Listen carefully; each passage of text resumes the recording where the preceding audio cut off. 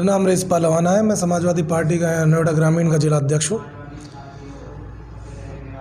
आज हमारे पार्टी कार्यालय पर चौधरी चरण सिंह की जयंती मनाई जा रही है, जिसमें पार्टी के कार्यकर्ता सभी बैठ के एक गोष्ठी का आयोजन भी चल रहा है। तो उसी के उपलक्ष्य में हम सब कार्यकर्ता यहाँ पे इकट्ठे हुए। लेकिन देखिए दुर्भाग्य कितना है कि आज हम अपने देश के पूर्व प्रधानमंत्री चौधरी चरण सिंह की जयंती का एक विचार गोष्ठी और उनके श्रद्धा सुमन पुष्प अर्जित करते हुए हम यहाँ पे अपनी किसान गोष्ठी कर रहे हैं। लेकिन पुलिस ने आज भी हमारे कार्यालय पे पुलिस भेज रखी है, कार्यकर्ताओं को पे दबाव बना रखा है कि कोई कार्यकर्ता पार्टी कार्यालय में नहीं आए।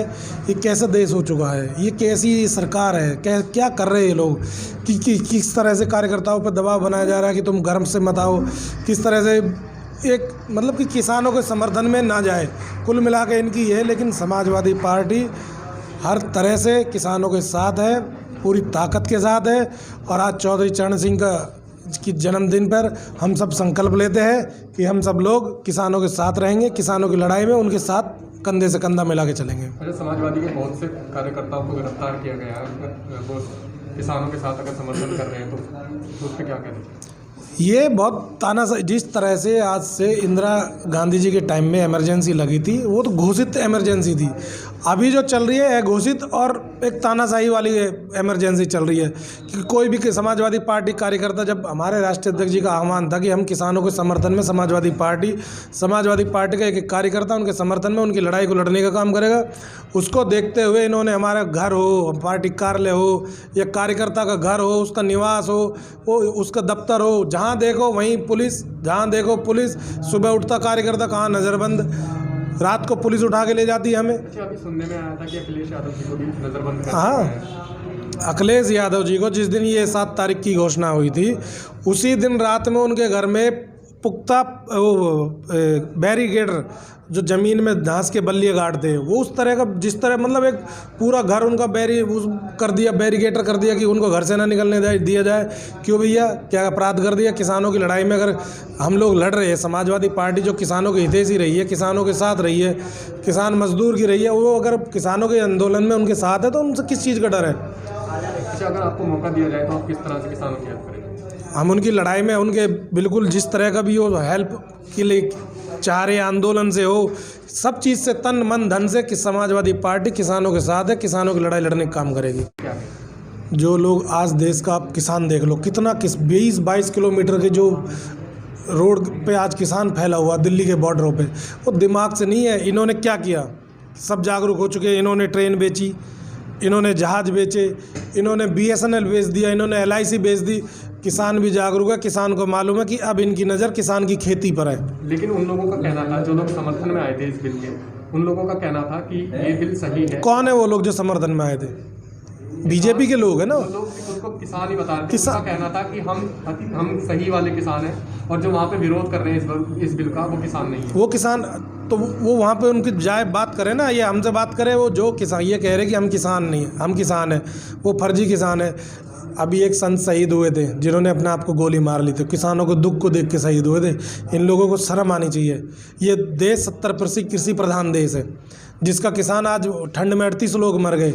ये लोग पाकिस्तान के पूर्व प्रधानमंत्री के घर संदेश भिजवा सकते? क्या उन किसानों की शहादत में एक लाइन नहीं बोल सकते? ये कौन से किसान है? जो लोग आज इनकी खेती को कॉन्ट्रैक्ट खेती में दे रहे हैं। जियो भी तो दिया था इन्होंने फ्री में। आज क्या हो रहा है मोबाइल कंपनियों में? BSNL घर बैठा दी। इतना प्रॉफिट अगर ये BSNL को देते, जो हमारे देश की सरकारी संस्था थी, आज वो कहाँ जाती? उसी तरह ये आज सरकारी मंडियों को ख़त्म करके प्राइवेट मंडी ला रहे। आज तो ये 800 रुपये में ख़रीद रहे या 1000 रुपये में जो मंडी है उससे रेट ऊपर करके 100-200 खरीद लेंगे।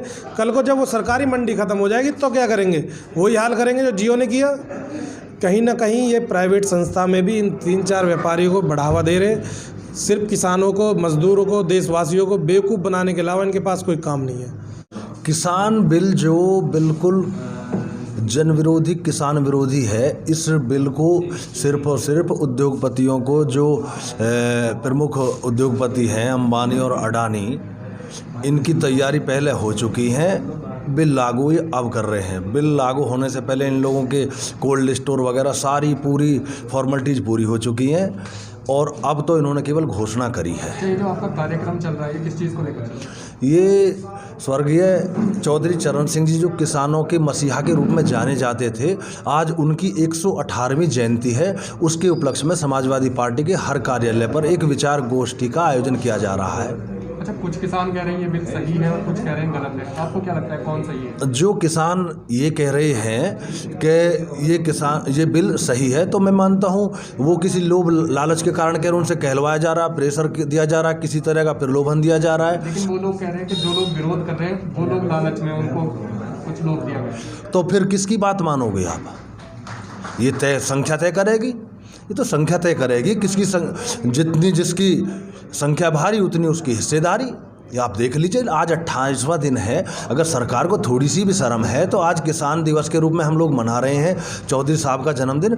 इस उपलक्ष्य में इनको जो है आज घोषणा कर देनी चाहिए बिल वापस लेने की, अगर थोड़ी सी भी शर्म है इस सरकार को। अगर आपको मौका दिया जाए किसानों की सहायता करने के लिए तो आप किस तरह से चाहेंगे? तो मौके की बात नहीं है इसमें, हम तो करते आए हैं, करते रहे हैं, करते रहेंगे, तन मन धन हर तरीके से करेंगे।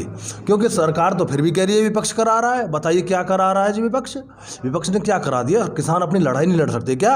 आज हम लोकतंत्र में की हत्याएं करेंगे? लोकतंत्र है, हम रख रहे हैं किसान अपनी बात, क्या दिक्कत है उसमें? किसी को क्या दिक्कत होनी चाहिए? देख लीजिए आप, हमारी गोष्ठी चल रही है, बाहर है हमारे ऊपर नजरबंद किया जा रहा है। आप स्वयं देख लीजिए बाहर क्या हो रहा है।